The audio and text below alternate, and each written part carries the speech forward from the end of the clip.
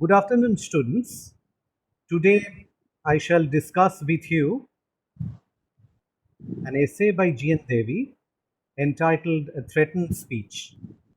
You find this essay in G.N. Devi's anthology of essays, A Nomad Called Thief, published in 2006.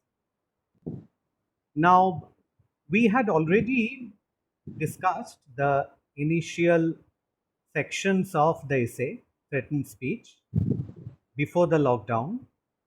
And as far as I remember, I had also shown you one documentary on the endangered languages with special reference to Malpahariya, a critically endangered language of the eastern India. And in course of our discussion, I first referred to the orality of tribal literature and how tribal oral epics were heavily dependent on the mnemonic narrative pattern adopted by the bards and minstrels of the tribal groups. I also mentioned how our ancient epics, Ramayana and Mahabharata, had great oral elements in them and how we imbibe the tradition from the Vedas, which were also known as Srutis, or they had that mnemonic tradition of the transfer of memory down the generations.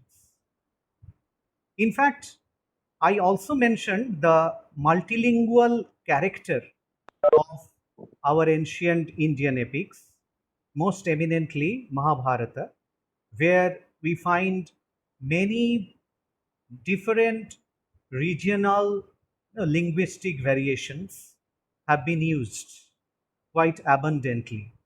Apart from the standardized Sanskrit, there had also been a large scale use of the Prakrit along with Apabhrangsha and other regional variations. And I also mentioned, in line with G.N. Devi's argument, the highlights of tribal art and architecture, particularly the subtle nuances of tribal art, where playfulness was a major mode of manifesting different tribal themes and concerns. I mentioned how there was a deliberate bantering with the traditional sacrosanct ideas of formalism, how there was a deliberate debunking of the many established mainstream canons of narratives, and how the whole process of narration was quite playfully adjusted and deliberately subverted to fit into the scheme of the tribal world of essential comicality, good humor, and a feeling of a shared cultural values in a very lighter vein. So, in a way, tribal art and architecture, along with tribal literature, also promoted the idea of freedom, freedom from the traditional bounds of narrativity, freedom from the traditional monolingual compulsions, and also freedom from certain definitive guidelines which were strictly followed in the Sanskritized cultures. So, in the tribal world of oral literature, in the tribal world of unwritten languages, in the tribal world of nature centric culture, we find that there was a new way of representing nature and society. And there was a new way of experimenting with the free domain of orality and how orature got the better of the written medium in tribal language and literature. And I also mentioned how G.N. Devi makes a survey of the gradual weakening of this oral tradition with the advent of the print culture, and also how the system of writing in the Islamic tradition, the clerical writings of the Quran, how itself in a way promoted the culture of writing, and later with the advent of the printing press, how the entire Western canon of literary standard were implemented in the domain of Indian literature and language, and how there was a deliberate blocking of the natural, spontaneous, unstinted representations of orality in the indigenous languages and literatures of India.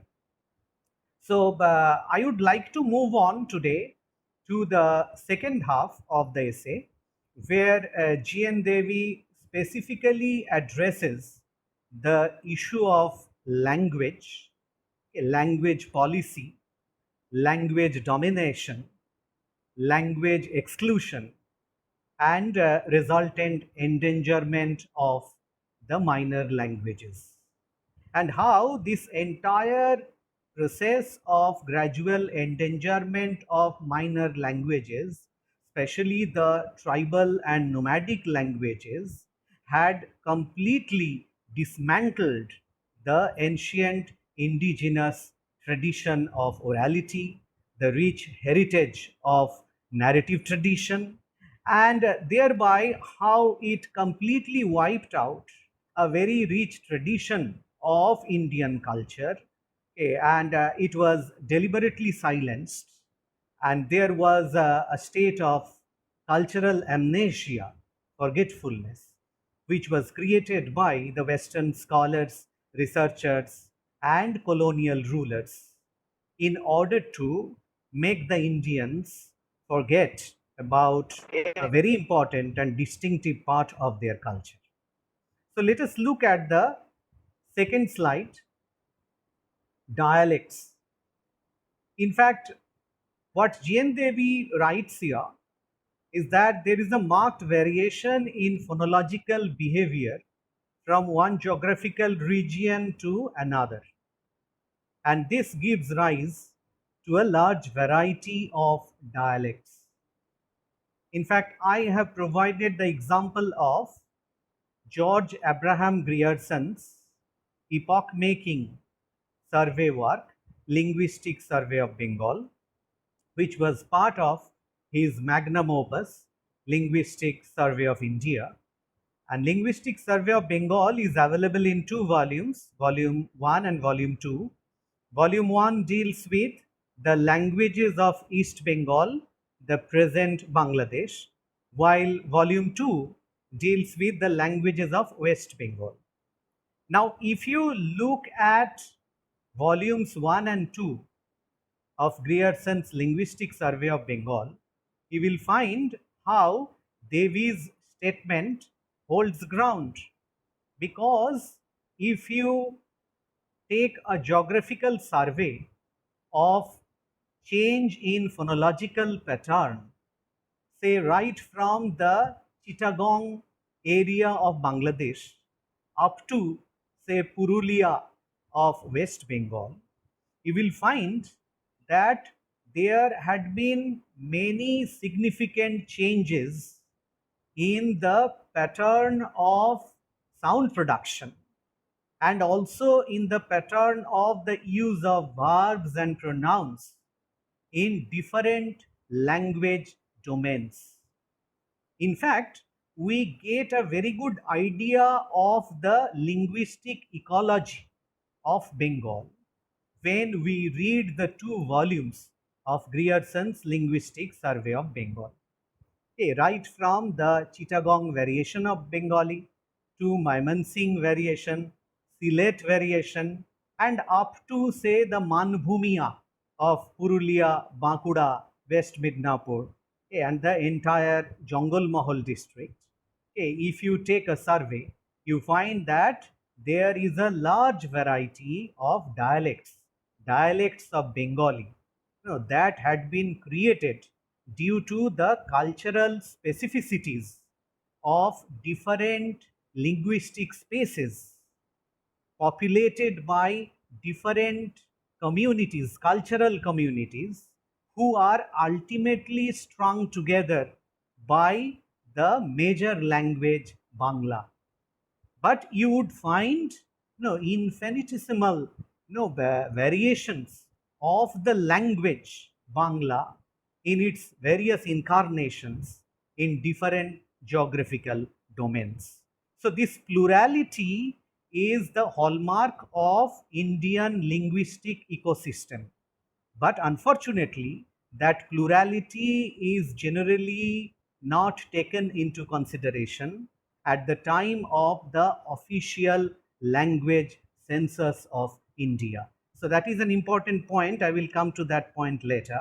Now let us look at the next slide, eighth schedule or eighth schedule. If you look at it, you find that India is a unique linguistic field.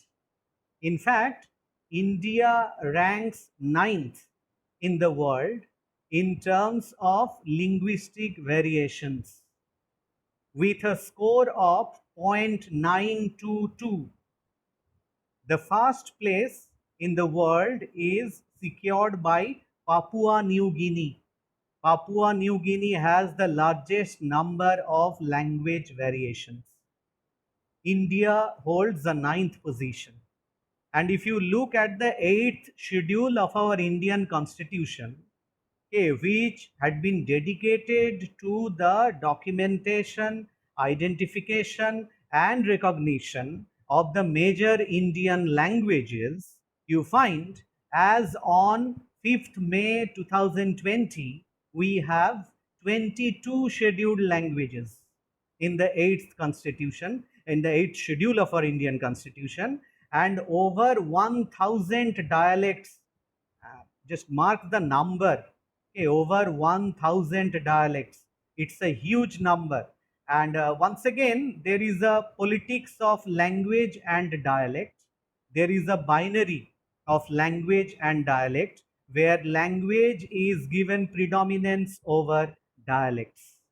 But unfortunately, this is essentially a manifestation of power politics, because what is language today might well be a dialect tomorrow, and what is dialect today might well be a language tomorrow, because it depends on the language of power.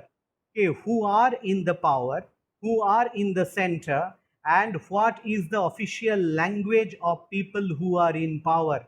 That determines the status of language and the status of dialects. As you must be knowing that English, the received standard English, RSE, which we use nowadays, which we have been using for many decades and centuries, the received standard English is nothing but a dialect of the Midland areas of the United Kingdom. It is the Midland dialect which has been accepted as the standard form of English. So other variations of English, particularly the Northumbrian variation, is now a dialect, Northumbrian dialect. The Yorkshire variation is now a Yorkshire dialect. So you find how there had been a deliberate marginalization of certain regional variations of language, and it creates the notion of dialects.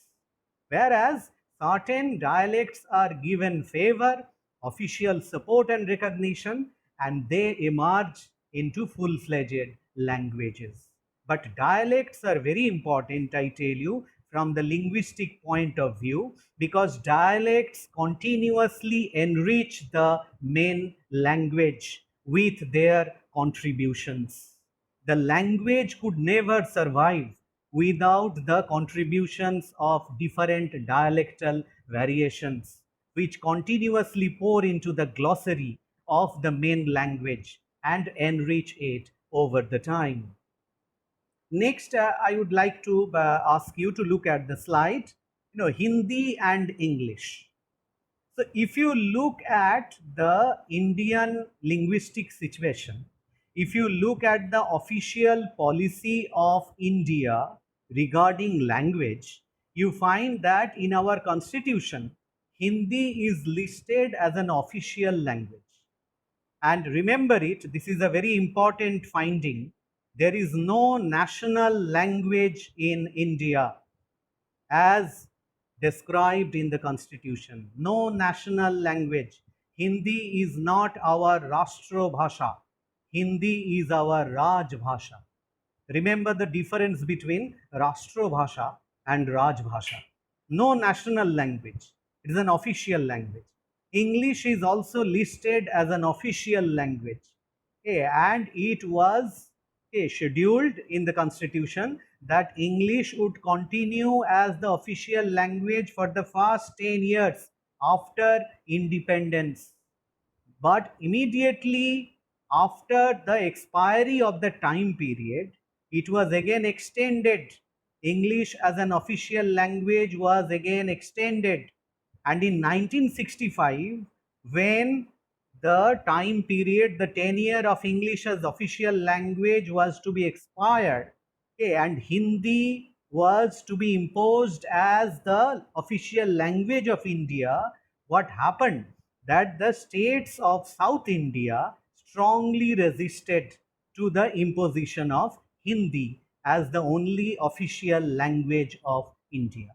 And you know about the controversy, perhaps you have heard of the controversy regarding the non acceptance of Hindi as the official language, and particularly in the southern states. Look how look at the history of exclusion of other major dialects. Okay, we anyway in our People's Linguistic Survey of India, we didn't accept the distinction between a language and a dialect. In fact, we recognized all those dialects as language which had a sufficient number of speaker base and had a reasonable grammatical structure, and finally a well enriched vocabulary. So we didn't distinguish between a language of and dialect because of its essential political connotations. But look here, what happens in the Indian context, 13 other languages were also recognized as language of administration when the 8th schedule was first created. Apart from Hindi and English, there were 13 other languages which were also recognized as language of administration. In fact, you will find that on this day, 5th May 2020, both Sahitya Academy and National Book Trust publish in all the 22 languages of the 8th schedule of our Indian Constitution. But the question is, what about the 1000 plus dialects? What is their fate? Isn't there any major literary creation in those 1000 plus dialects? Don't they have a reasonable grammatical structure? Don't they have a sizable vocabulary? Don't they have a rich legacy of performance traditions? So if they have certain things, if they have all these features in their own dialectal tradition, then why don't we recognize those languages? So threatened speech, the idea of endangerment, the idea of threat is embedded in the official policy itself. The idea of endangerment is ingrained in the official decision of selective choice and thereby selective exclusion. This inclusion exclusion policy has really endangered a large number of languages which are generally dumped as dialects and ignored by the official processes in our country. Now look at the rise of bhashas. So if we follow the argument of G.N. Devi, we find that the major cultural forms of the classical India, okay, which were practiced almost continuously from the 3rd century AD up to 10th century AD, experienced massive changes at the beginning of the new millennium, that is around the 11th century. In fact, the earlier classical cultural forms, were exclusively dependent and practiced in the medium of Sanskrit language, and it was an overtly Sanskritized culture. We find how the original Sanskrit texts were later translated into different Prakrit variations and ultimately derived into various apabhranshas, which were closer to a very practical use of the classical Sanskrit language. In fact, such a linguistic hierarchy also existed in England, particularly, after the Norman conquest. Okay, you find how the Latin was the language of scholarship, whereas French was the language of administration and justice.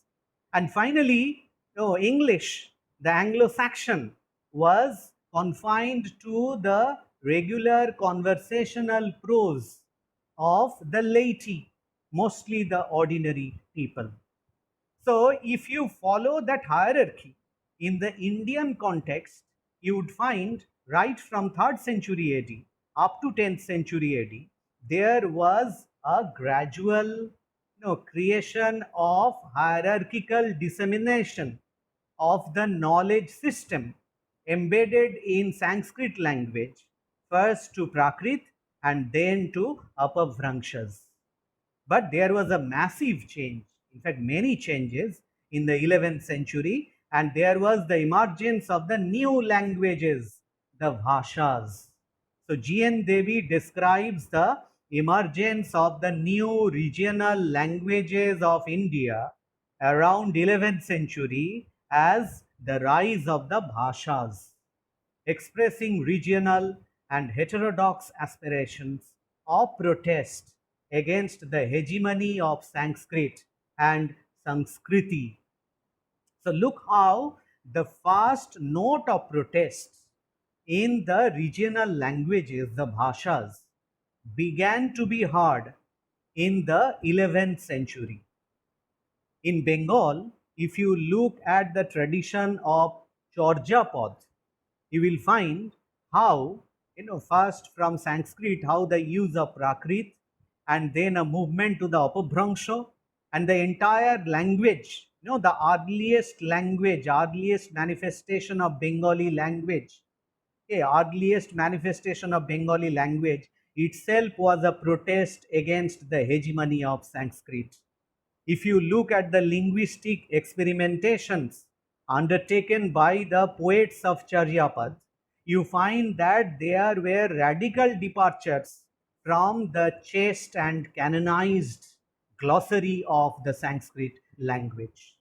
And there is a protest not only against a very dignified and magniloquent use of classical Sanskrit, there was also a symbolic protest against a very elitist upper class way of life, which is deliberately subverted and counterbalanced by the projection of a decidedly Dalit experience in many of the Charjapad, in many of the songs of the earliest Bengali poetic tradition.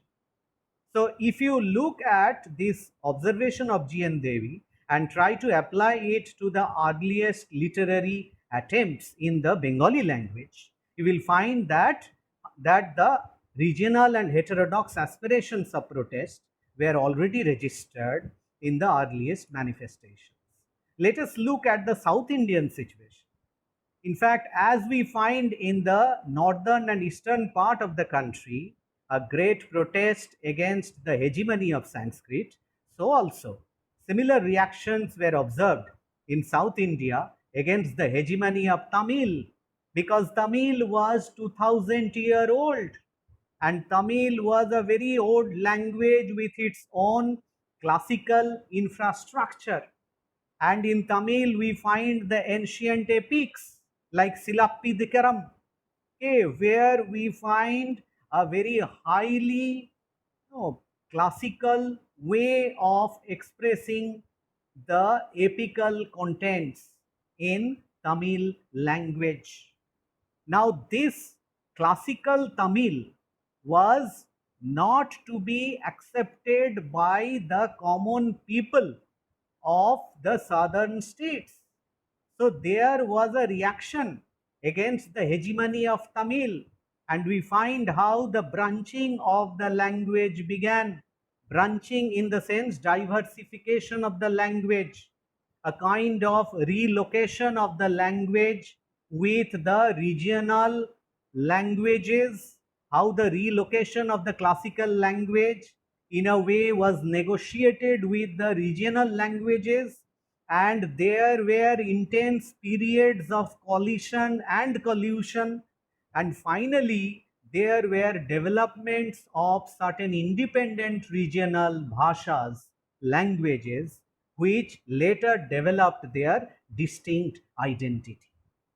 And the examples, the chronology is provided here. You will find how Kannada emerged, Tamil branched, and the first branching of Tamil was observed in Kannada, and it happened in the 5th century AD. Next emerged Telugu. Telugu emerged from the diversification of Tamil, and it happened in the 11th century AD.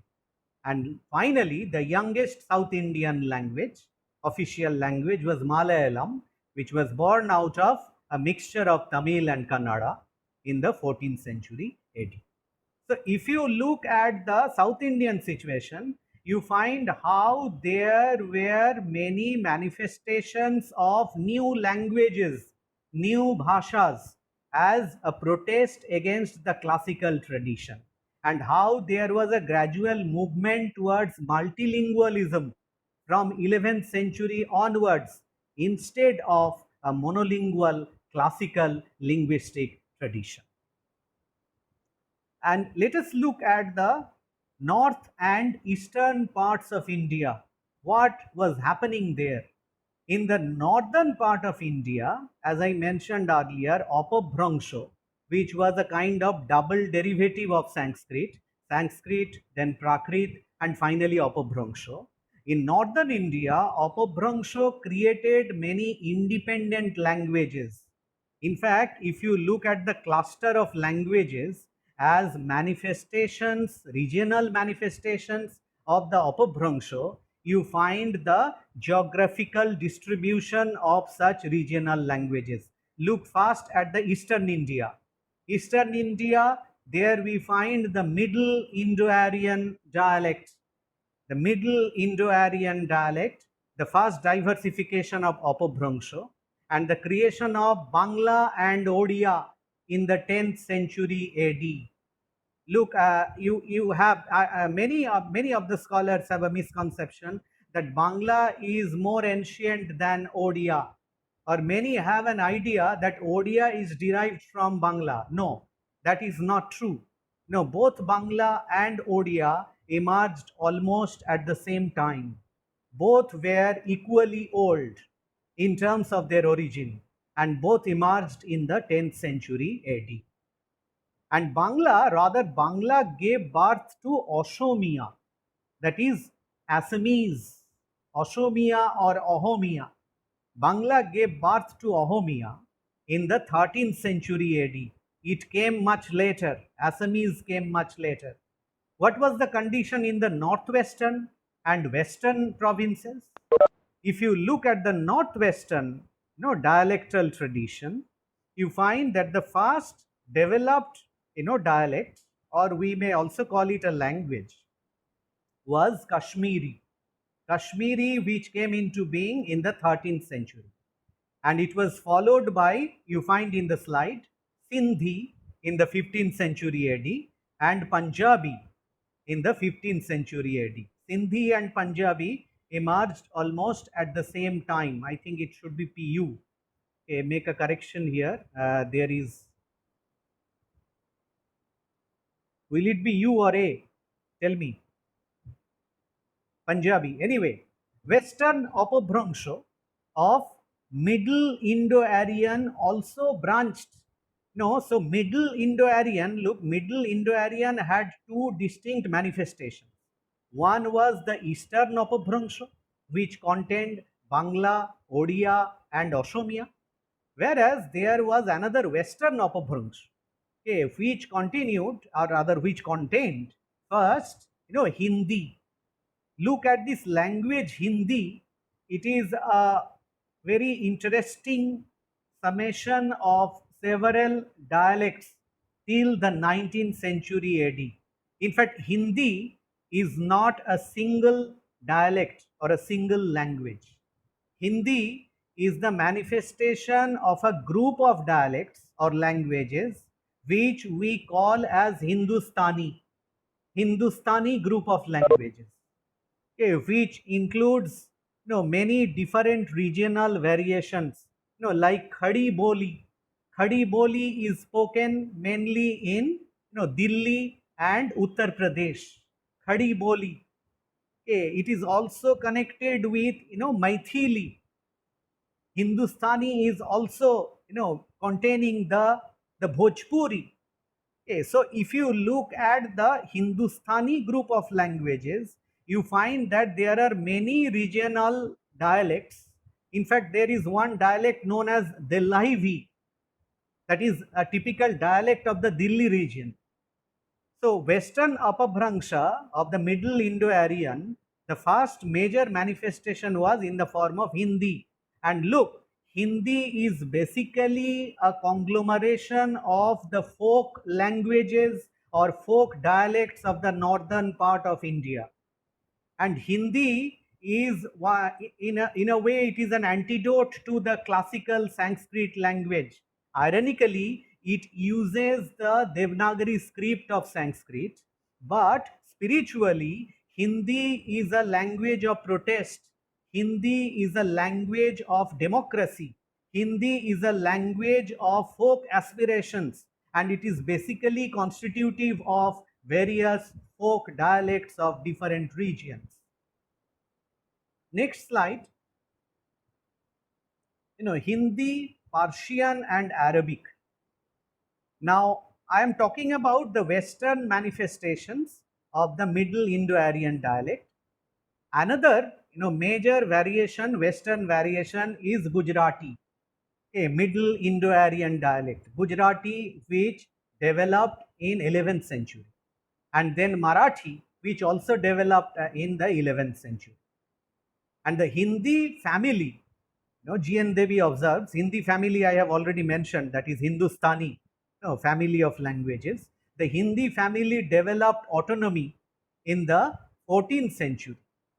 And what happened, that Hindi gradually broad-based its domain of usage by or through a very close and intimate interaction with the Islamic culture.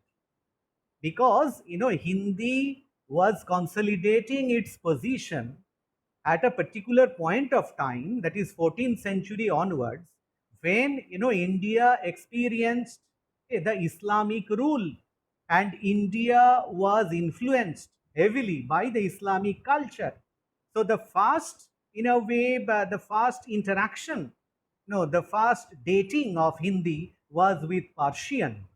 Persian, which was a major official language of India from 13th century up to 19th century. And then Hindi also had a tryst with Arabic.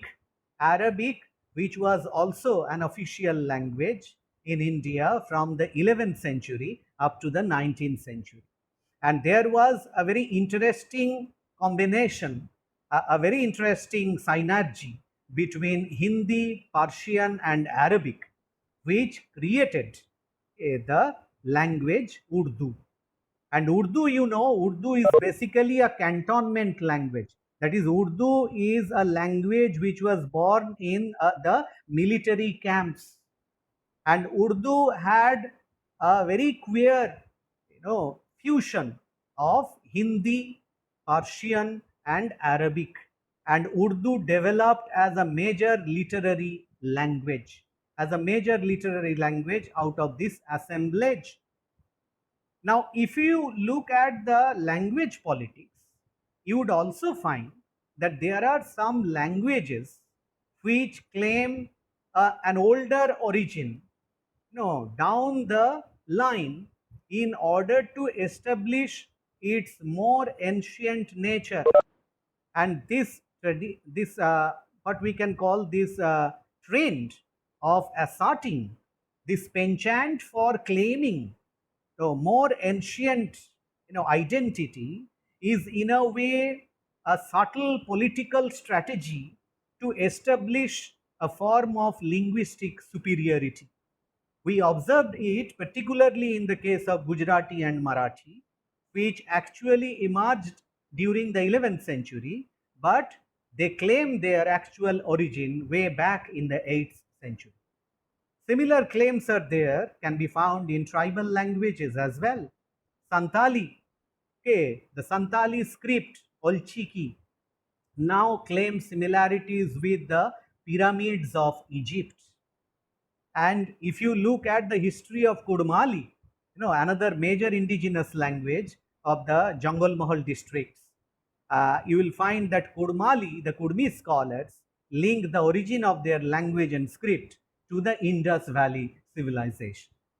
So, in this way, they create their own, a kind of mythopoeic account of origin, linguistic origin, which they feel would strengthen their claim as a major language and more ancient than the present major languages of the Indian subcontinent. And the last quarter of the 18th century, we know, towards the end of the 18th century, there was an interest in Indian languages by the British scholars. And after the establishment of the Asiatic Society, there was a greater engagement with Indian linguistic and cultural traditions. And you all know about Sir William Jones and the idea of what we call Orientalism, the Orientalist scholars who were trying to explore the native traditions in their own way, and in a way to create a comparatist framework through translation of certain major texts from the native languages, that is the ancient classical languages. I should not use the word native, ancient classical languages into the ancient European languages, from the Indian languages to the European languages, to create a comparatist framework. Although Sir William Jones was highly partisan in his research work, because he put extra emphasis on Sanskrit and Persian, and he did not take into consideration the other indigenous language traditions. And he wanted to find out the similarities between Sanskrit tradition on the one hand and the ancient Greek and Latin traditions on the other.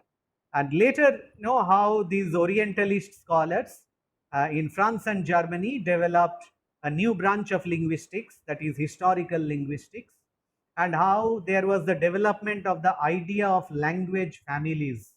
Now, in the Indian context, the idea of language families is very important. Okay, language families, because initially there was a very wrong idea. The colonial scholars did not research intensively in the Indian situation, and they provided a wrong impression that all Indian languages actually originated from Sanskrit. As if you read Grierson's Linguistic Survey of Bengal, volumes 1 and 2, you will find that Grierson categorically states that there is only one language of Bengal, and that is Bengali. All other languages somehow relate to Bengali. There is no other independent language, which is a wrong statement, which is a highly incorrect statement. Anyway, so there was a wrong idea that all Indian languages originated from Sanskrit. But later what happened, when the Dravidian scholars established the ancientness of Tamil as a classical language, what happened, the Western linguists also recognized the Dravidian family of languages. Earlier, only the Indo-Aryan family of languages was recognized by the Western scholars. Later, Dravidian family was included, and according to G.N. Devi, in the 20th century, there are 5 major language families identified in India. 5 major languages families. But this number can be contested. We find that other linguists like Professor Anvita B of Jawaharlal Nehru University has identified, in fact, 6 language families. So, in her opinion, it is not fair to include the very ancient primitive languages of Andaman and Nicobar into the fold of the Austro-Asiatic family of languages. So she prefers a 6 language families instead of 5. And there are also other supporters of this tradition. And the 6th language family, which is known as Negrito family.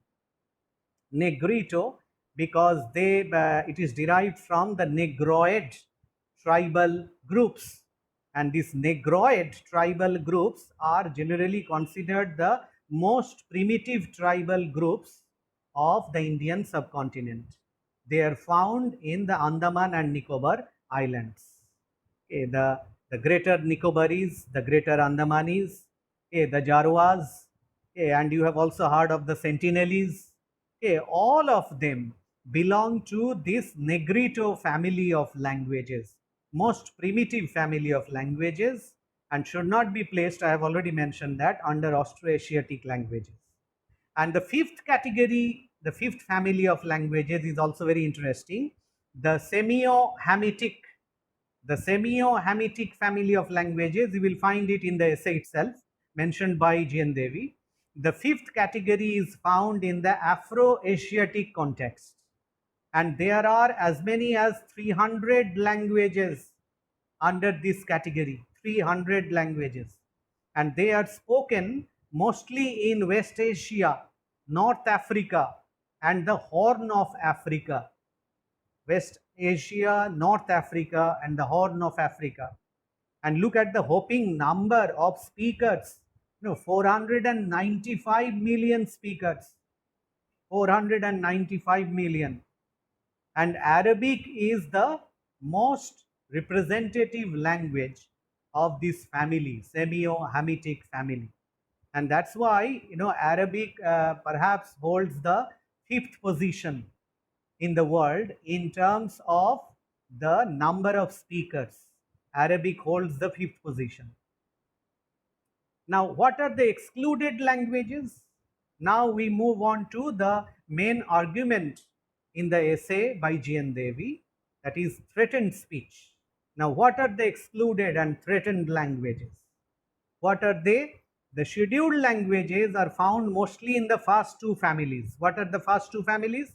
The Indo-Aryan and the Dravidian. 1 or 2, tribal languages have been accommodated very recently in the 8th schedule. One is Santali and the next one is Bodo. Santali and Bodo, they were included much later, and these 2 languages fall under the third category, that is Austroasiatic. Austroasiatic, that is Santali. Sorry, Santali falls under Austroasiatic. And the next one, Bodo. Bodo falls under the 4th category, that is Tibeto-Burmese or Sino-Tibetan. Tibeto-Burmese family of languages. So you find only 1 language each represented from the third and fourth families of languages in the 8th schedule of the Indian Constitution.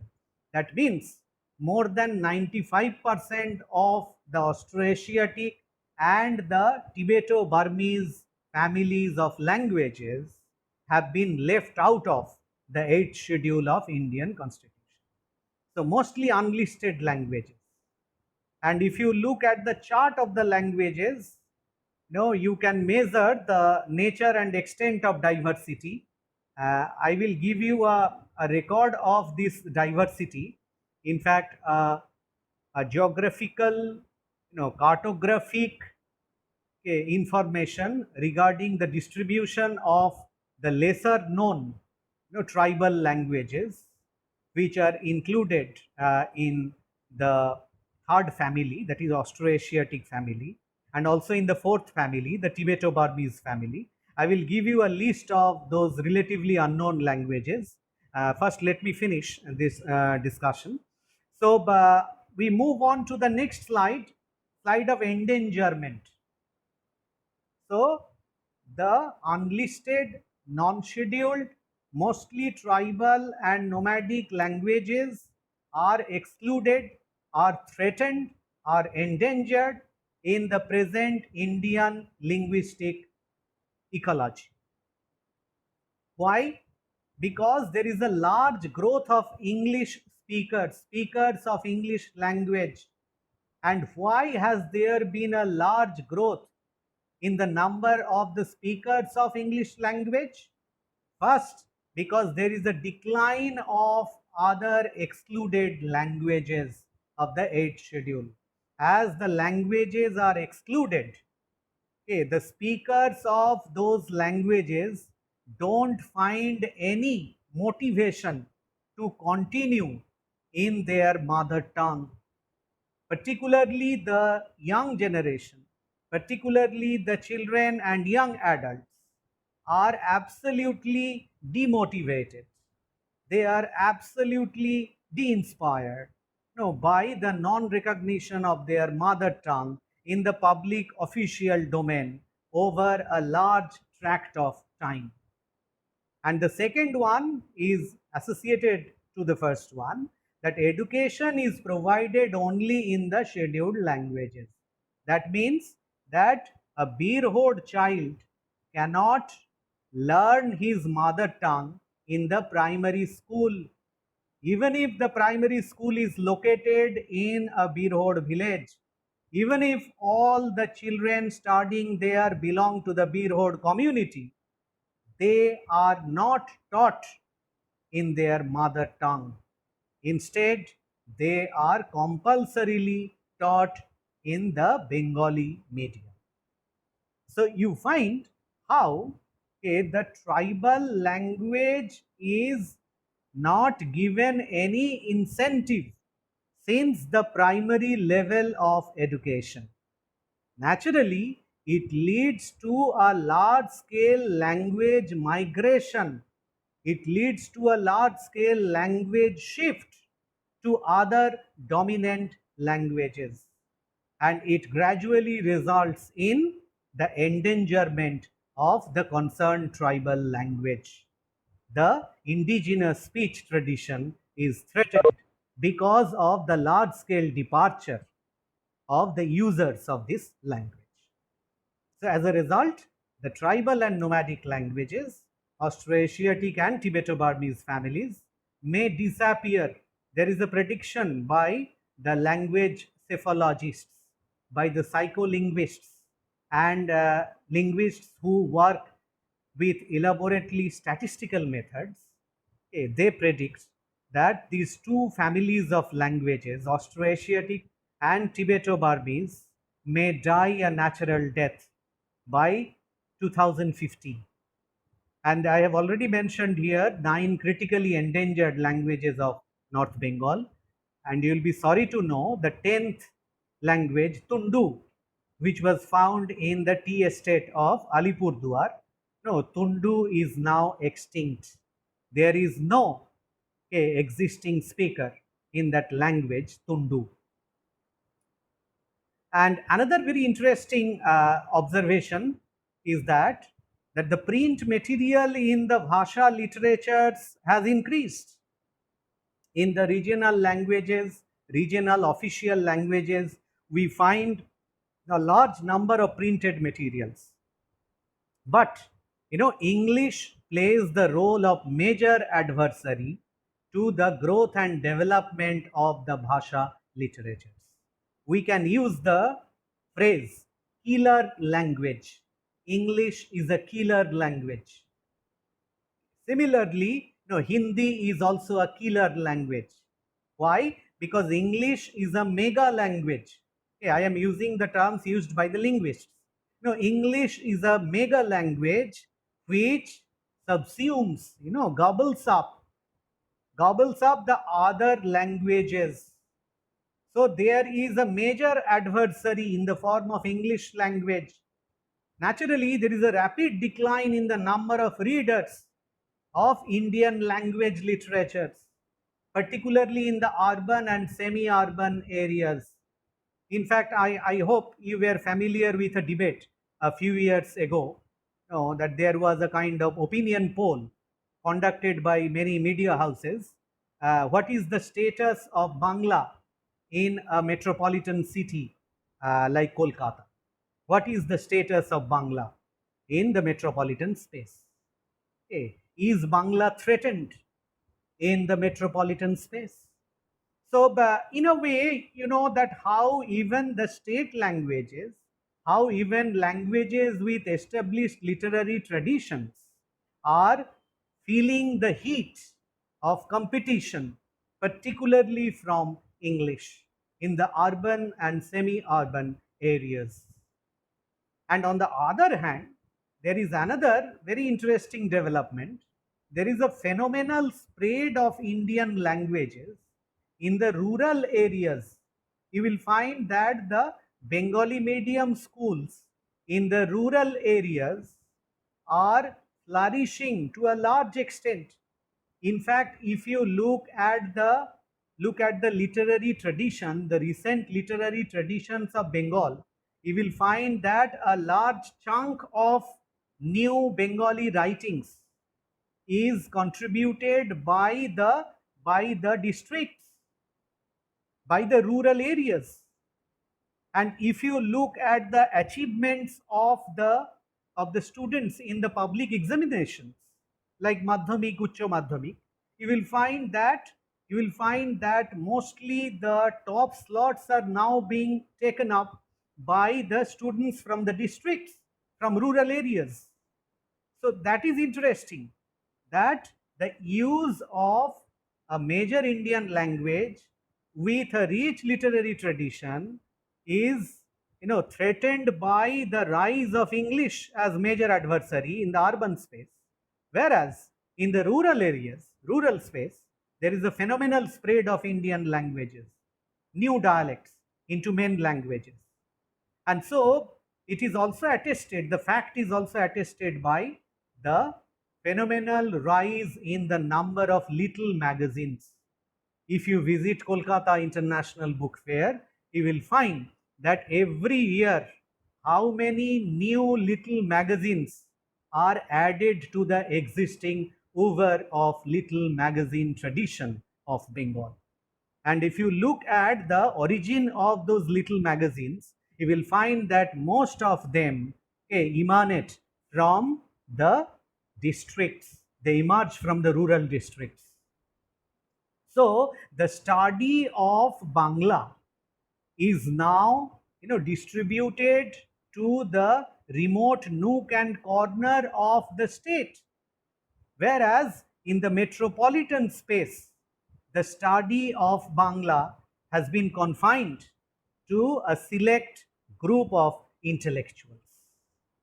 And the general linguistic skill of the new generation of Bengali children studying in English medium schools has become quite atrocious in the recent times because of the major all pervasive influence of English language and culture.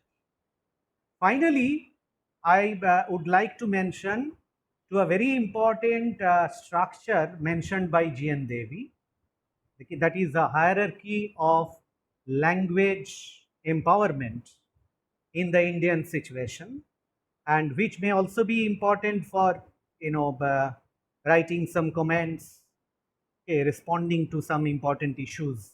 The fivefold structure of Indian language tradition. Okay, so G.N. Devi speaks of the fivefold structure, and what is that hierarchy? Look at that. On the top of it, now we find in the first layer there are two languages, Hindi and English, and they are described as growing languages. Every day the number of speakers increases in both languages, Hindi and English. Look at the second layer.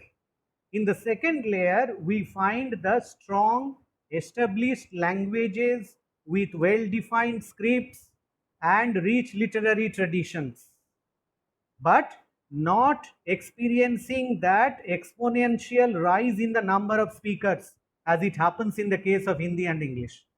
In the second layer, the languages are Bangla, Odia, Marathi, Gujarati and others. Look at the third layer of this hierarchy. There we find, the languages are major, but they have a fledgling number of speakers. Okay, every day they experience loss of speakers. Languages like Sindhi, Manipuri, Konkani and others. Especially, it happens in the coastal and hilly areas. The loss of language speakers is mostly observed in the coastal and hilly tracts.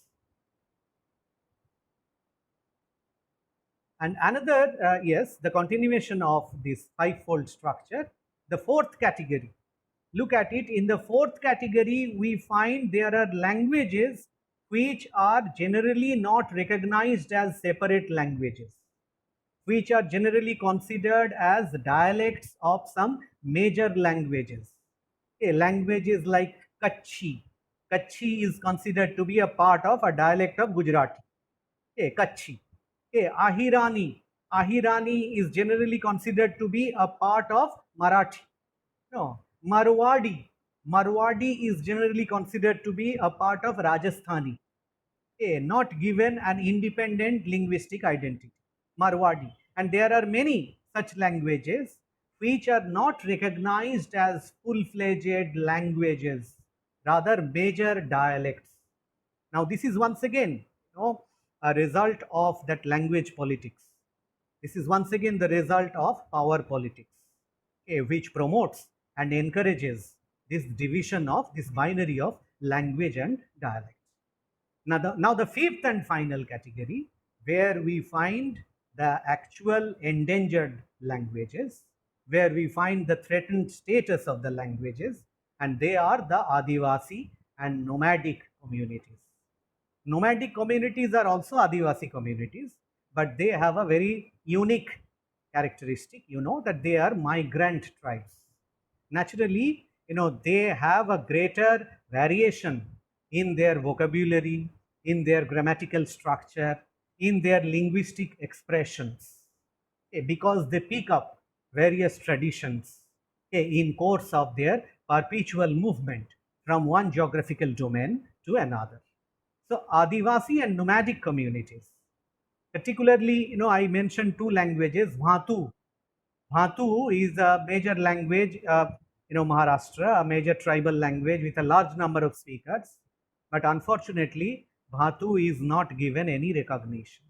It is not enlisted. It is not scheduled. Another one I refer to as Villi. Villi is also a major language of the major tribal language of the central and western parts of India. But Villi is not included in the 8th schedule. Santali is included, but Villi is not included. Kol is not included. But initially, there were three major tribal languages in the eastern, central and western part of India, in the heartland of India. They were Kol, Bhil and Santal. the three major tribes. Okay, the Santali gained recognition, but the two other major tribal languages are yet to gain recognition. They are excluded, and it increases their endangerment, and they experience, these speech communities continually experience the anxiety of what we should call extinction, the anxiety of endangerment and extinction. Okay, so this was all about my presentation, and as you know, in the conclusion I have observed how actually this is G.N. Devi's observation, okay, how he feels that human history is a conflict between learning and experience. It's a binary. Look how this binary has been cultivated quite carefully over the generations, where learning mostly refers to the written, recorded version of Western form of learning. So learning is highly official, and experience, on the other hand, mostly fall under the domain of orality, mostly fall under the domain of a natural experience, spontaneous participation in the non-languages of nature. So language and experience is one important binary. The second one is the binary of rational and imaginative. Rational, once again, refers to the Western cognitive modes of knowledge production. Okay, the written script, the recorded mode of literature, the archiving of literature, and all the foolproof evidences of traditions to establish one's identity. That is rational on the one hand, and on the other hand, there is imaginative tradition, which refers to the freewheeling, imaginative, playful, bantering, subversive, oral traditions of the indigenous communities, speech communities. How there had been many, radical experimentations and innovations in the narratorial traditions of the indigenous literary forms and performance forms. And finally, the left and right halves of brain. Left half, represents the rationality, whereas the right half mostly, represents imagination. The rational and the imaginative. And knowledge, according to Devi, is a way of repression, because knowledge is a major, mighty tool of exclusion. Knowledge is also a mighty tool of discrimination, and knowledge is a very partisan way of creating a particular elitist archive for the knowledgeable, literate, and elite class, excluding the subaltern traditions of literary and linguistic representations. So hence, defining Adivasi knowledge system is a perpetual challenge to any scholar who wants to explore the discourse of endangerment in the domain of indigenous language traditions. Okay, so I have concluded my presentation. I hope it is okay. Did you have any problem in understanding any part of my presentation? Awesome. So one thing, Hello. yes, I would like to know one thing, that do you feel that we need to meet once more to hold an interactive session? Yes, sir. So please, Renee, we do not have an extensive knowledge about this Adivasi literature. So Ah. if we can get another class, it would be helpful. No, actually, Ipshita, there is no scope here in the essay itself to discuss the different, oral traditions of Adivasi literature. But I would definitely give you a broad overview of different, most representative oral traditions of Adivasi speech communities in the Indian subcontinent. Okay, in the next class. So let us decide we meet once more. Okay, we meet once more. but I will give you the specific date and time a little later. Okay, so I will post it on your WhatsApp group. But we will Yes, meet sir. once more. Yes, and we shall discuss the Adivasi literary tradition, number one, and of course, what I could not do it in today's class, that is to describe the language cartography of the very minor tribal and other languages which were mentioned in different language families in this essay by G.N. Devi. Okay, but I hope that most of you, or maybe none of you, have ever heard or has ever heard of those languages. So we will do a kind of brief description, a kind of brief fact checking on those minor languages. Okay, so first we will do that fact checking in the next class, and then we shall talk about some major representative Adivasi literary traditions, and finally we can also hold an open interaction. Okay, will that be okay? Ipshit? Yes, sir. Yeah. Sure. Okay, So I so have a question. okay, you have a question. Yes, tell me. Sir, about the fivefold structure. Hmm. Sir, in the second phase, Hmm. there is Bengali, Odia, Marathi, and others. Hmm. Hmm. So, what you said about them? I mean, they are literally rich, but they are not getting speakers much nowadays. Because they are all state languages, whereas Hindi is spoken at the national level and English is spoken at the international level. Okay, so what happens, that they are state languages. Naturally, they have a limited range of usage. Number one, and number two is that due to the ever increasing influence of Hindi and English, even to the remotest corner of our state, even in the rural areas, what is happening, that there is a gradual reluctance to use Bengali language, particularly in the domain of learning, particularly in the domain of formal education, especially higher education.